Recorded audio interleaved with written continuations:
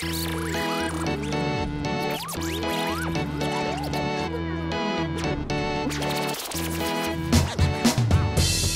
fans, I'm with Jai Nitz, one of the writers for the Green Hornet series. How are you? I'm doing very well. How are you today?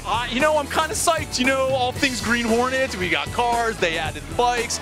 We're seeing 3D clips. There's a lot of cool stuff going on. 3D clips are pretty awesome. I was not expecting that. I'm very happy that they're doing that. That's awesome. Well, you know, I'm very interested with your experience with the series and being kind of a keeper of that brand. Sure. I got to read the screenplay. They brought me in to specifically work on the movie adaptation comics. Now, I'm not adapting the movie. I'm doing like a prequel to the movie, Green Hornet Parallel Lives, which is the prequel to the movie. Right. It's 5 standalone but married stories. That these five issues is based on the movie continuity. So it's modern day, the Seth Rogen character and the Jay Chu character, and it's them in their voices.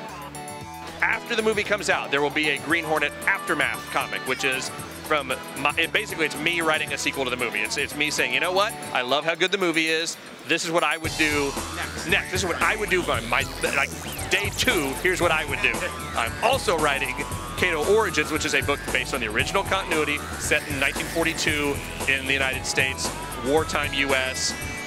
I'm heavily researching Chicago in 1942, plus, you know, traveling the country, what life would have been like for these characters. So Matt Wagner, who writes the Green Hornet Year 1 series, he was very specific about, hey, these radio plays, they're really good. You need to check them out. This is before I was even on the project. He's just a good buddy. He's like, right, you need to check this stuff out, man. It's really good storytelling.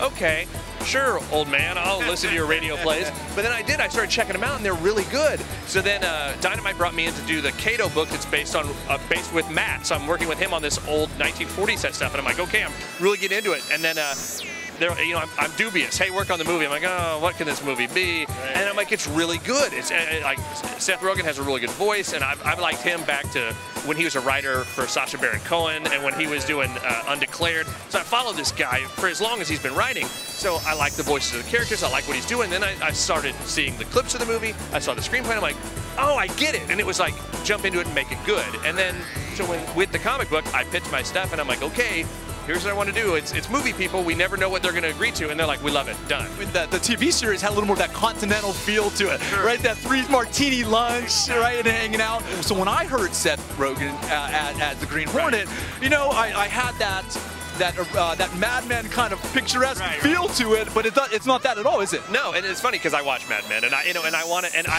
when Green Hornet originally aired, the TV show, it was to capitalize on Batman because Batman had done really well. And like you said, it's a very 3 martini lunch thing, but it's a 3 martini lunch with Bruce Lee. So like, if you're a kid who likes kung fu films like I was, you checked out anything Bruce Lee did. So you saw this stuff, and you're like, I really don't know what's going on here, except every now and then Bruce Lee beats the crap out of somebody. So, and the more you go back and watch it now, because I've gone back and watched it, sure, I'm like, oh, I see what they were going for.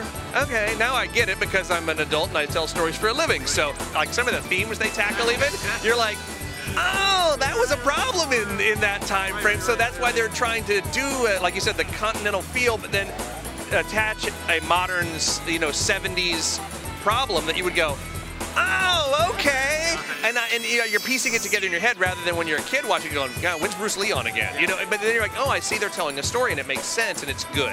What's your take so far on what they're doing with the movie? They made the movie really, really good on its own merits for a new audience. So does that mean if there's a follow-up in the comics, that mean there's a follow-up in the movie? I would hope so. I mean, you know what? The thing is, it's like everything. Is it, you know, people see pieces of entertainment they like, they want more of it. From what I've seen, it's very good. So I hope that everybody else sees what I see. And from whatever we've seen too, it's just it's more than interesting, and I think that 3D just helps it pop a little more. It looks really good. Hey, who doesn't want kung fu in 3D? I mean, I know, right? You know, if something's good, more is better. Thanks a lot for the inside scoop on this. No problem. It's been great doing the interview. All right. Well, listen, more to come from the New York Comic-Con. All things Green Hornet and then some. I'm KP. I'm Stylin. StylinOnline.com. Trust me, it's confusing in my own studio. It's going to be confusing for everybody just paying attention. It's confusing enough for me.